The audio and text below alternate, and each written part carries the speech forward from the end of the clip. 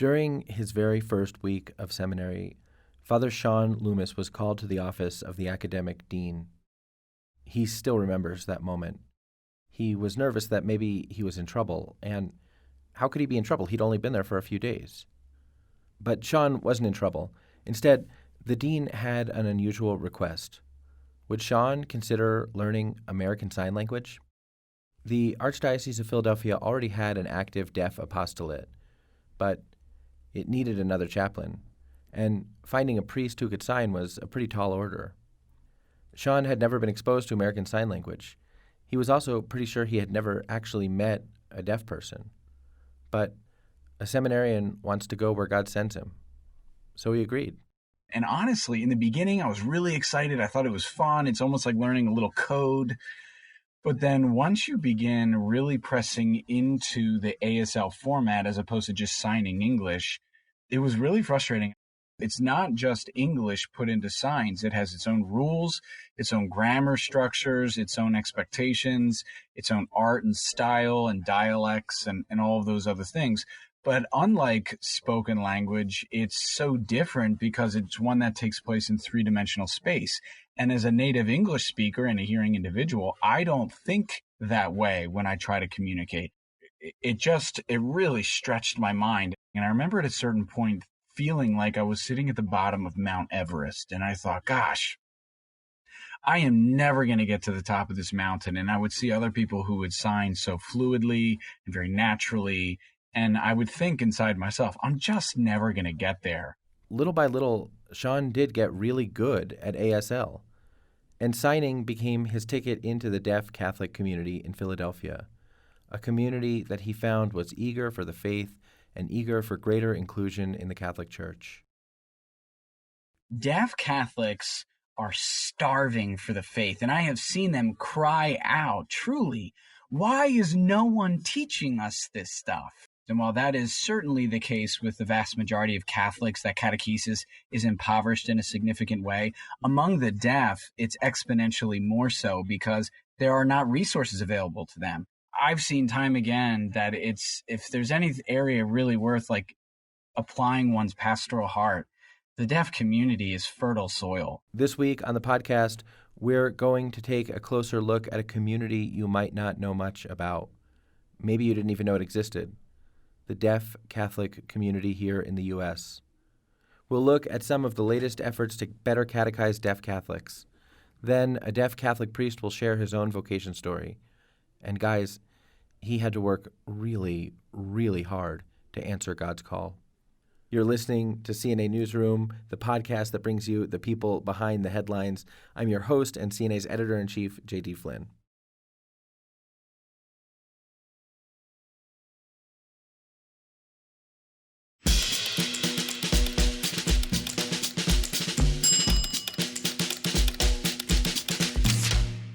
So Sean Loomis, the seminarian from the intro, today he's Father Sean Loomis. He was ordained in 2013, and now he's co-chaplain and coordinator of the Deaf Apostolate in the Archdiocese of Philadelphia.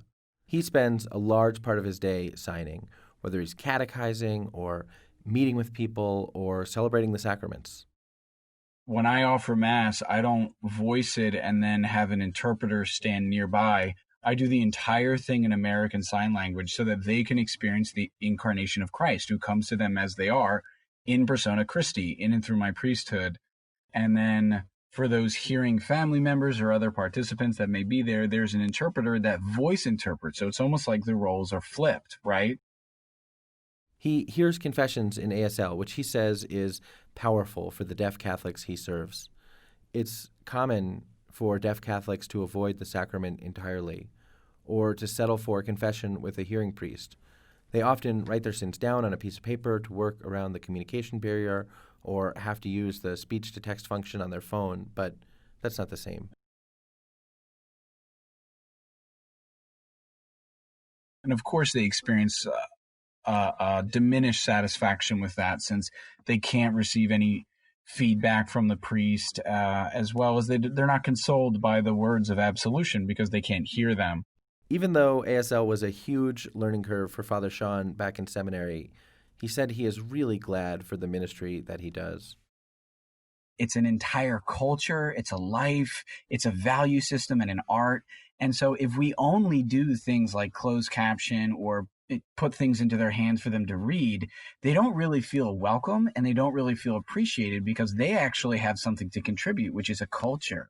And what's far more meaningful for them is when we invest our time and effort to learn about their culture and then communicate to them within the boundaries of their values. And that's when they really feel evangelized. That's when they feel valued. And that's when their dignity is affirmed within themselves because we've met them where they are rather than forcing them to come into a culture like ours, a hearing culture that is not primarily their own. More than 5 million people in the United States are deaf or hard of hearing. And it's hard to get exact numbers, but some estimates say that only 1% of them attend any kind of religious service. Father Sean said that reality means the needs of the deaf Catholic community sometimes go, well, they go unheard.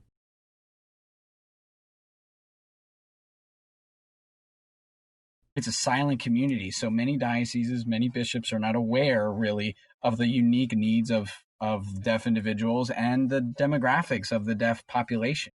And when they try to communicate these concerns and these complaints, they're oftentimes met with indifference or even if it is a kinder reception, it's one of like, well, now's not really the right time. And so they're just constantly facing these setbacks. Most deaf people at this point aren't even interested. They already feel turned off. So like 1% of deaf people at all even go to church because they feel like the church of any denomination really has nothing to offer them. It's not just that the church has nothing to offer them. Deaf people often question whether God has anything to offer them. For example, it's not uncommon for a young deaf person to say, "Does God understand sign language?" And while that might seem silly to us, if their experience of the world is that no one understands them, and then I'm asking them to consider God, well, why would they immediately think that God understands them? It's not because they dislike the Catholic Church that they're leaving. They just don't have access. They don't know their faith.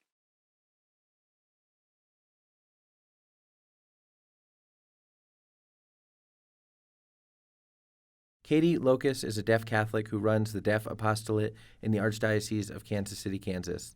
She's connected with us with the help of an interpreter. They show up to church. There's no interpreter. They don't know what's going on at Mass. They go to religious ed. They can't understand what the teacher's saying, or no one even bothers to teach them their faith. Have you read the Catechism of the Catholic Church? I mean, it is a beautiful book, but it's deep, and that English is completely complex. And that can be very difficult for deaf people to read because English is typically not their first language.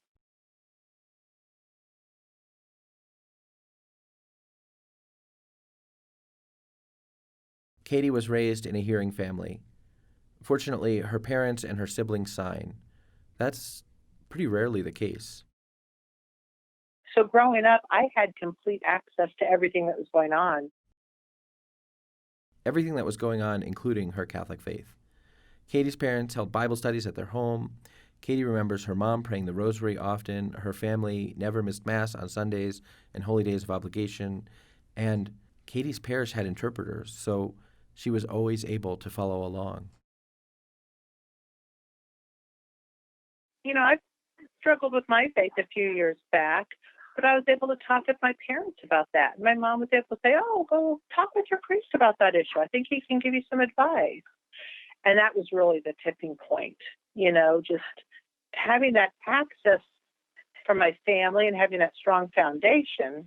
I mean, the first church is the domestic church. The parents are the first teachers, and they laid that foundation for me. Because of that foundation and because of that access and communication that I could talk with my parents, when I needed it the most, I could go to them and they were able to refer me on to a priest. And from then on, it just blossomed.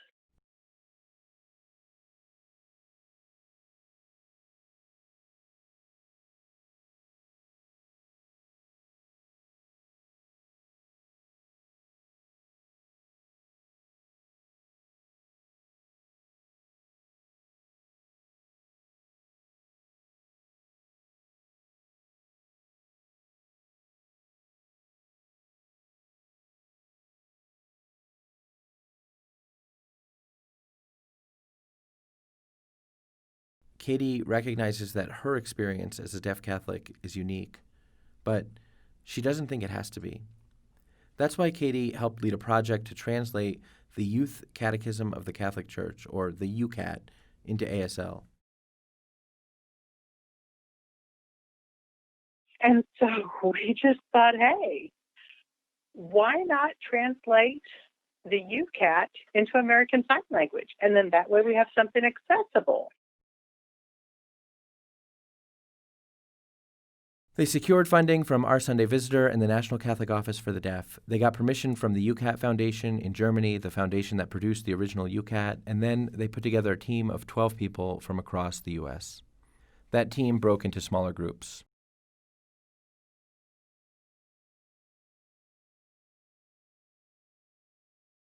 And then looking at the chapters and, question by question, and then what's the meaning behind the English print.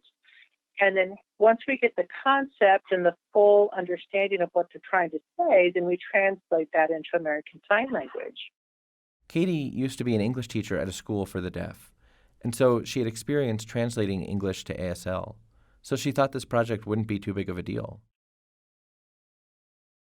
But oh my gosh, I got to tell you, this is completely different with the theology and everything that we've got to keep intact as well. I mean, wow, it's not as easy as people sometimes imagine.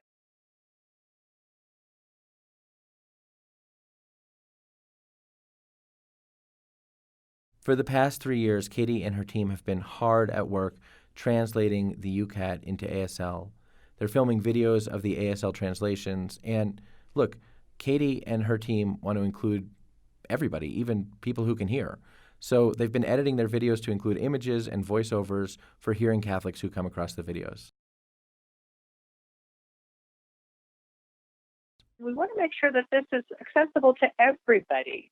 So we not only have it done in sign language, but we also have voiceovers so that people who are hearing will have access to the spoken word. And then we also have subtitles there. And then, of course, we wanted to make it visual for everyone. So we've added pictures and other types of graphics. So it's really amazing for everybody.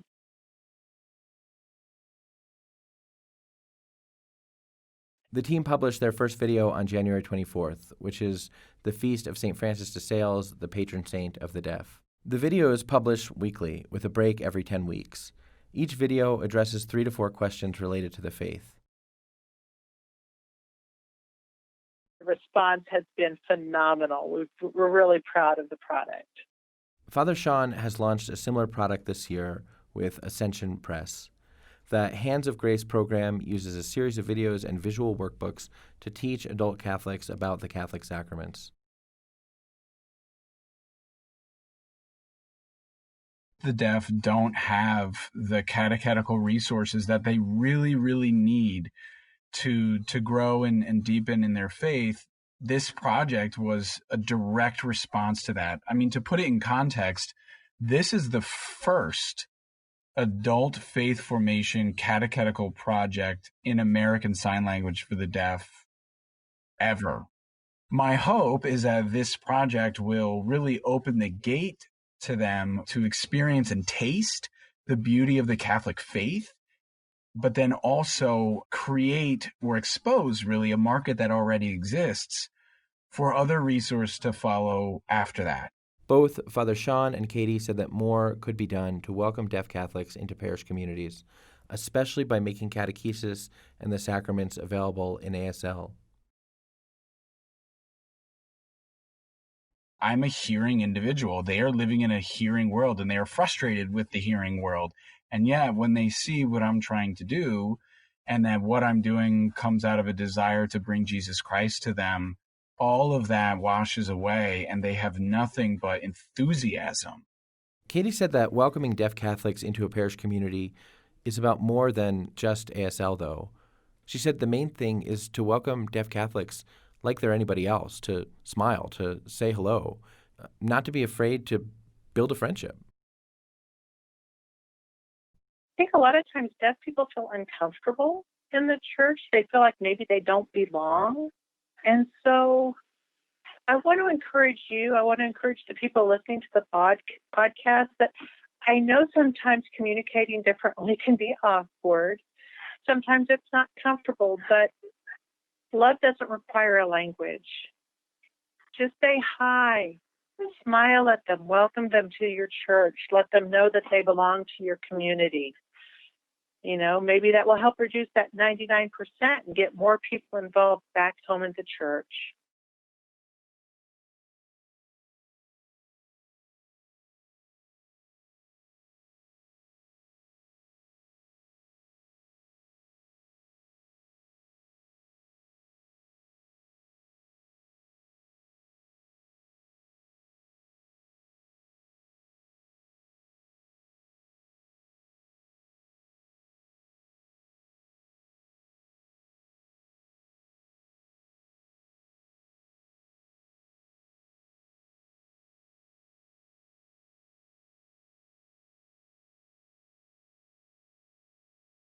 After the break, Father Christopher Klussman is one of very few deaf Catholics in the United States, and he told us his story.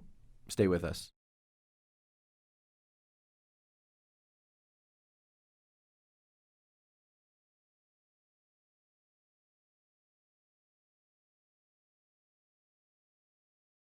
On May 21st, 2011, hundreds of Catholics packed into Milwaukee's Cathedral of St. John the Evangelist for the ordination of 5 men to the priesthood. Among the 5 men was Christopher Klussman. Christopher was unique because he was born deaf.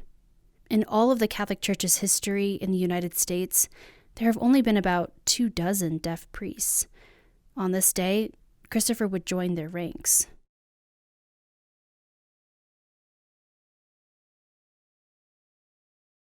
It was a really big deal. People came from all over just to witness my ordination and to see me during my ordination.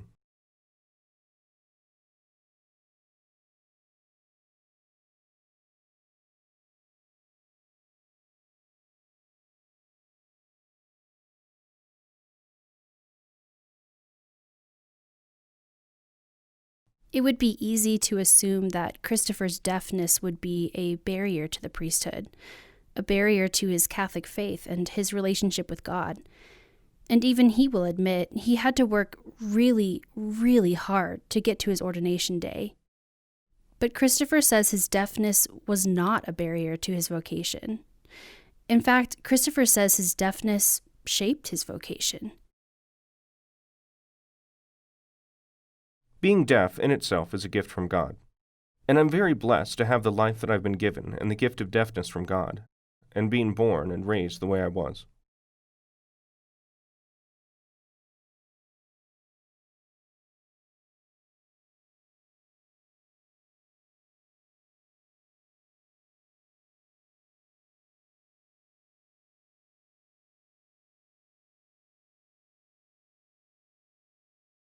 Christopher was born and raised in Milwaukee.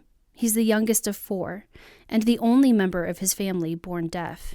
He was raised Catholic. His family attended Mass on the weekends. We had visual reminders of our Catholicism, and so it's not like there was no reminder in our home. My family cherishes their faith, our faith.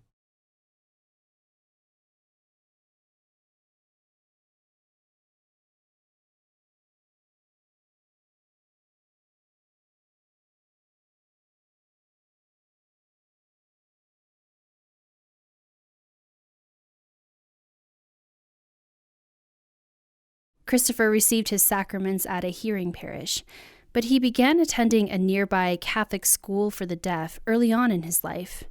A priest at the school would celebrate Sunday Mass in American Sign Language, so for a time, Christopher's family would drop him off for Mass in ASL, and then they would go and attend Mass at a hearing parish nearby. The Catholic school for the deaf closed when Christopher was about 7 or 8, and with the closure, Christopher was thrown back into the hearing world. His family's parish didn't have an interpreter. Christopher's parents tried to fill the gaps as best they could, but Christopher remembers it being a particularly challenging time. But I did have my faith. It was ingrained in my family, and it was very important to me.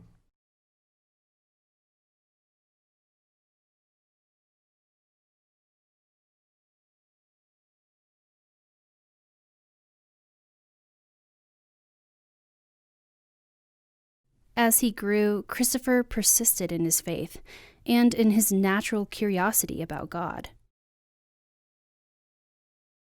I was trying to figure out what, was going on.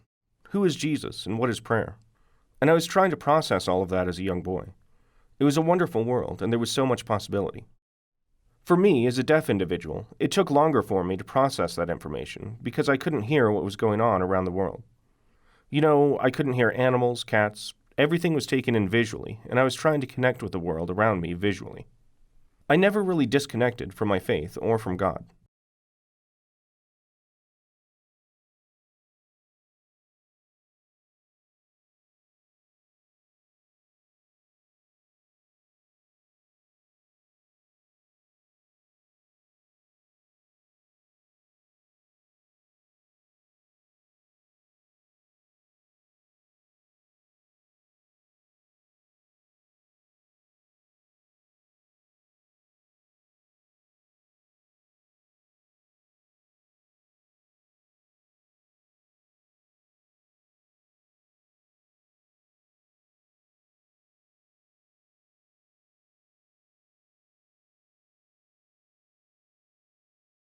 When it came time to consider what high school to attend, Christopher knew he wanted to attend the Catholic high school in his area.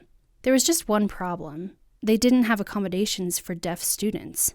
A family member encouraged him to go ahead and apply anyway. And so I did. I went ahead and put in my application. I visited the school, and they were very welcoming, and it was a very interesting process. I was surprised, though, they did accept my application. I took theology and Bible study.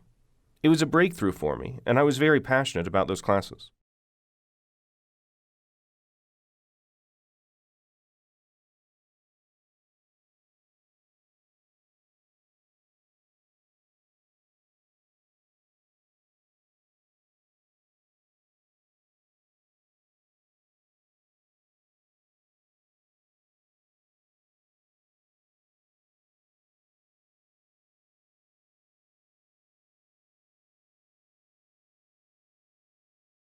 After graduation, Christopher moved to Madison to study education at the University of Wisconsin, and he says he found a really great support system there. I met lots of wonderful friends while I was there, and they were very helpful in really helping me to be consistent with my faith. I knew that God was working in my life, and He had plans for me, and He was encouraging me through that process.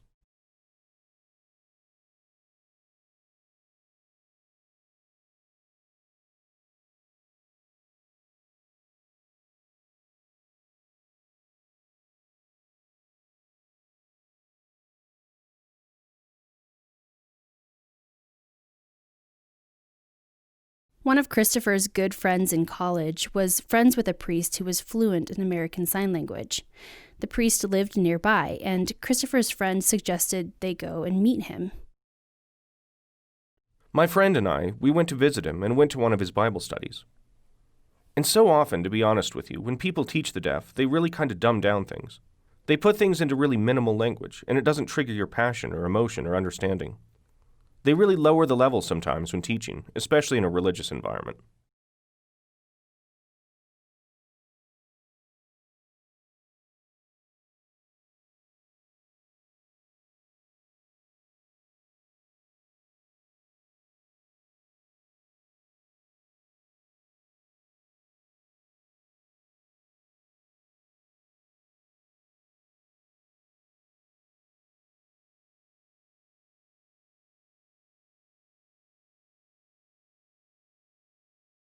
Honestly, Christopher didn't expect anything different from this particular priest.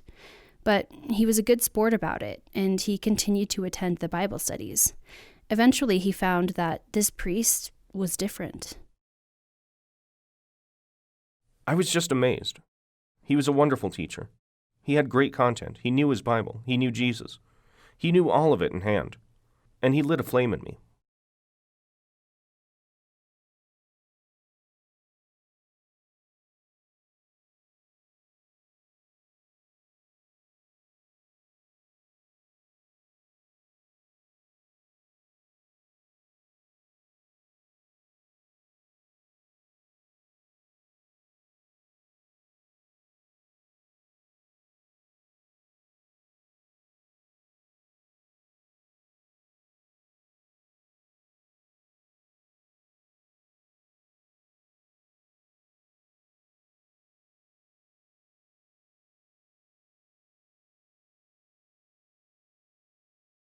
Christopher and his friend would travel to the priest's parish for weekend mass and Bible study as often as they could. After almost a year, Christopher decided he wanted to tell the priest how grateful he was for teaching him as much as he had. And so I went to him and told him the moment that the Spirit moved me. And he said, "Well, Christopher, have you thought about considering joining the priesthood?" And I thought, well, no, that had never been something I considered. Why do you ask? And he said, well, why not? And I questioned, how? How would I do that? I'm deaf. And he said, if God is calling you, then he'll help you through that plan and you'll be successful. So I opened myself up to that plan.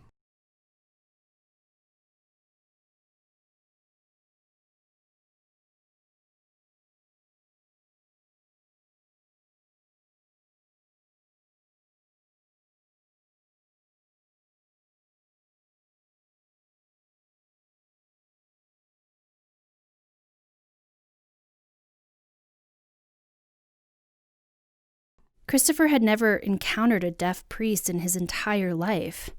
Could it truly be a possibility for him? He applied for seminary some months later, and to his surprise, his application was accepted. The seminary had never hosted a deaf seminarian before, but they decided they would provide Christopher with an interpreter to help him navigate his classes. And that was amazing because seminaries don't normally provide interpreters during study. They never had at that point. I was the only deaf person at that time.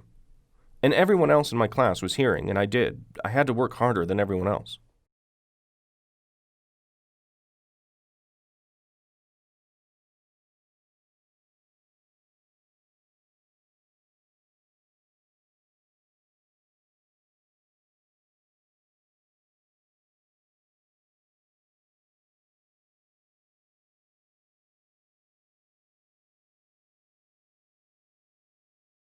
Christopher missed out on some of the social aspects of seminary life because his interpreter was only there for classes and some masses.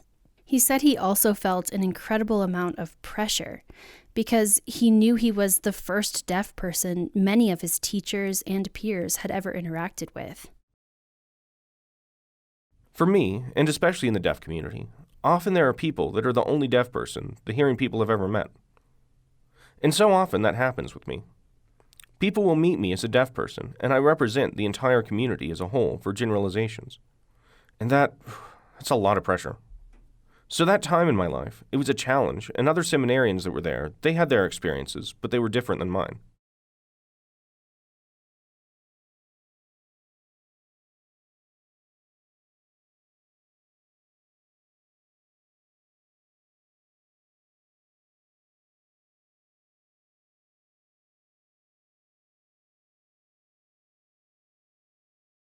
During seminary, Christopher had an internship with the Deaf Apostolate at the Archdiocese. He met members of the deaf community. After his ordination in 2011, Father Christopher became assistant director of the deaf ministry, and last year, he became director. For Father Christopher, his vocation is a blessing, but it's also a lot of work. There's a lot of traveling, a lot of moving around. And we try to provide accessibility and access to the Mass and the sacraments. And that's beautiful because now deaf people have that experience. They can see their language. And it opens up, just everything with their relationships with one another and with God.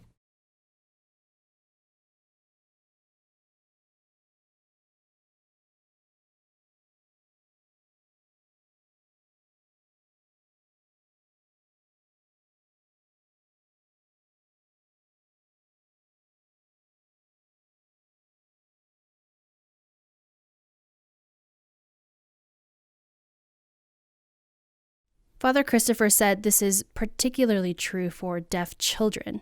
The overwhelming majority of deaf children are born to hearing parents, and many times those hearing parents learn only the basics of ASL. So that means many hearing parents out there just know enough like, that's good, hello, goodbye, stop, milk, I'm sorry. That's their language interaction. Can you imagine learning about your faith and your relationship with God from that?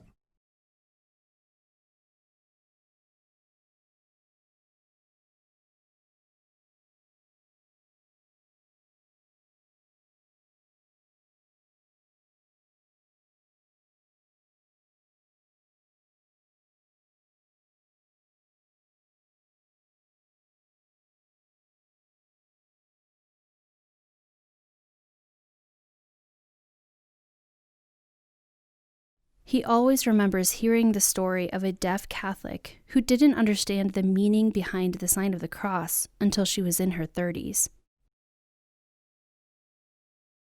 She just knew you did it, but she didn't know that it meant Father, Son, and Holy Spirit. She had no idea. She was in her 30s. Oh, it just broke my heart. Hearing people are shocked when they see a deaf priest. They're like, I didn't know a deaf person could become a priest, and they're amazed. There's a verse in the Bible that says nothing is impossible with God. Nothing. And so I hope that through my work and my services, and as God has blessed me, gifted me, that I can show that those doors are open through God. And I hope that the deaf community experiences God's love. A lot of times, deaf people don't feel that God loves them. And so I'm trying to really break that barrier and let them see Christ through me and show God's love. Because their deafness is a gift. It's not a lack. It's not a punishment.